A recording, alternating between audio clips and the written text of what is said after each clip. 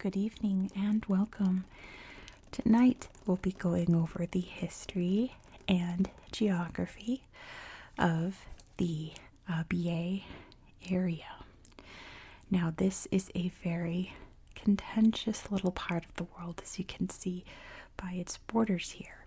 This border is claimed by South Sudan, and this border is claimed by Sudan as the lowest part of their country here, even though it's contentious. This area is controlled by both Sudan and South Sudan. And let's get geography out of the way, because there's honestly not much here other than plains and fields. You can see some of the rivers going through, very marshy areas around the rivers, and very small villages. The capital is Abyei, which is very, very tiny. Not much in terms of building and towns or anything like that in this area. You can see there's this area over here, and this is near the part of Abyei known as the Heglig oil field.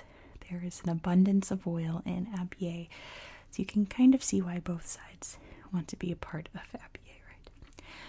So that's pretty much it for geography, to be honest. There is not much here. I scoured Google Earth trying to find something interesting to show you. There is not much. There's pretty much nothing. So the majority of this will be history, and the history behind this area is very long and contentious and pretty sad. So I have compiled it down to its bare bones. If I leave things out, I apologize, but I'm just trying to get to like the meat of the situation so that you guys can understand in the most relaxing way possible why this space is the way it is. So let's just get into it. Also, there's construction happening outside. They've just quieted down. I'm afraid that they're at lunch and they're going to start back up any minute. So I have that looming over my head as well. But we're talking about Abyei today. So the indigenous people of this area, or at least the people who have lived here the longest, is a branch of the Dinka tribe known as the Gok Dinka. And if you don't know about the Dinka peoples, they are best known for being herders of these cattle that have these incredibly long, thick horns. It reminds me of like Texas Longhorn cattle, or even like Highland cattle up in like Scotland. They have huge, huge horns, and they are these people's pride and joy. Their whole culture is around their cattle. Their value is based on how much cattle they have. Wedding dowries are based on the cattle, etc., etc. Their culture is entirely around these really cute, sweet, big ol' cows with their gigantic horns. Also in this area, the nomadic Massyria people would come into this area 6 months out of the year to graze their cattle. They'd been doing it for forever. It was pretty contentious between the two peoples because one was living there, one was nomadic. And there were times when the Massyria would raid the villages if they had a bad season, and they were nomads. They didn't have farms to go to. They needed resources and they were desperate, so they would invade the Dinka tribes. And of course the Dinka tribes did not take very kindly to that, as you can imagine. So there was a lot of tension there. I'm filming in the daytime in the sun. The cloud just went over the sun. Very interesting. I don't know if you can tell, but it just got super dark in here. But anyway, moving on. Very famously, the British would take over Egypt and most of Sudan. Definitely like all of Sudan that we have the borders of today. So it was under British jurisdiction. In 1905, the British were like, okay, here comes the sun again.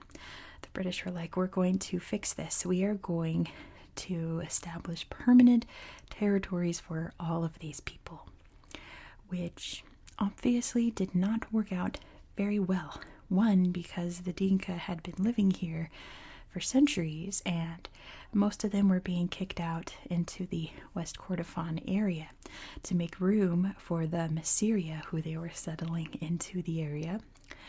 So it didn't work for the Dinka because they were being kicked out of their homes. It didn't work for the Massyria because they were culturally nomadic. The whole point was that they didn't have homes. It just kind of made things worse, but there is not much that the people here could do because the British were in charge and they were telling them what to do. But that didn't last forever. The British would eventually pull out by, I believe, 1956, I want to say it was. They relinquished control of Egypt and Sudan back to their rightful people, I suppose. And this area just collapsed into chaos with people. I'm right, no, I'm right. I live here, no, I live here. One of those. The Massyria are Islamic, and the Sudanese government was very majority Islamic, so they sided with the government up here. The Dinka sided with the various rebel groups that sprang up to fight back against the injustices of the Sudanese government. And this was a huge part of the First Sudanese Civil War, which lasted until 1972, with the Dinka fighting against Sudan, the Massyria fighting with Sudan. Once the dust would eventually settle from that, the dust settled, but not much else. Oil was discovered here, and Sudan suddenly took a huge interest in this area because, dollar signs are in their eyes. So they said, well, we're going to officially make this area Muslim territory. We're going to integrate it officially into West Kordofan. It's going to be officially Sudan. And of course, the people here weren't happy about that. It was the spark that set off the Second Sudanese Civil War with, again, the Massyria fighting with the Sudanese government, the Dinka forming their own rebel group this time. So they weren't just fighting with the rebels, they were the rebels.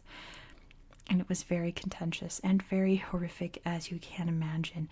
Eventually, the United Nations had to step in to assert peace in, I believe it was in the early 2000s, definitely by 2008.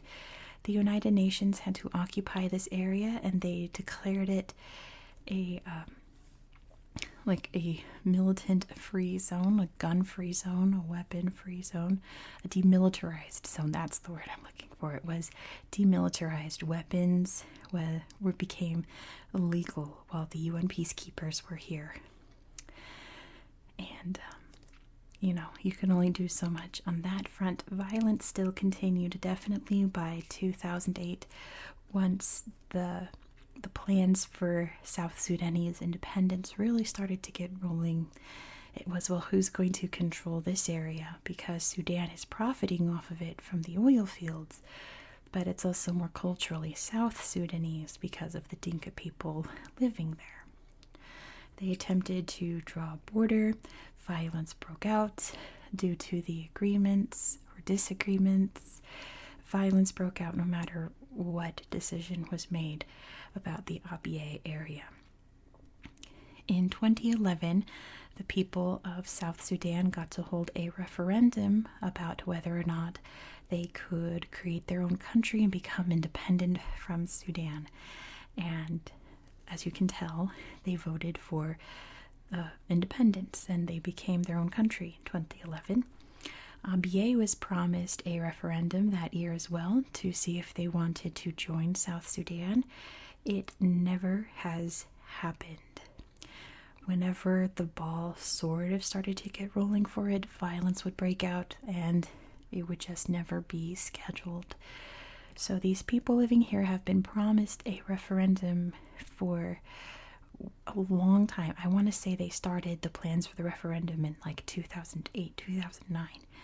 And they were promised it in 2011, and it obviously never happened. And that's pretty much where we are today. This area is pretty much governed by the UN peacekeepers, who, from what I can tell recently, have been doing their best, confiscating weapons, keeping the peace, building schools, helping the communities living in here. And violence breaks out periodically, but it's not nearly at the level that it used to be.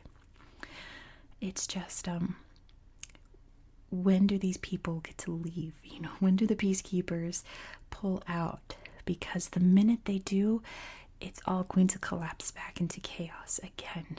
So it seems to be that the peacekeepers will just have to stay there indefinitely, because the minute they leave, the Sudanese government's gonna pull in and claim their oil fields, and the South Sudanese will pull in to try to help the people living here and maybe even profit off those oil fields, which they so desperately need. South Sudan is severely impoverished right now, and it will just turn into chaos once again.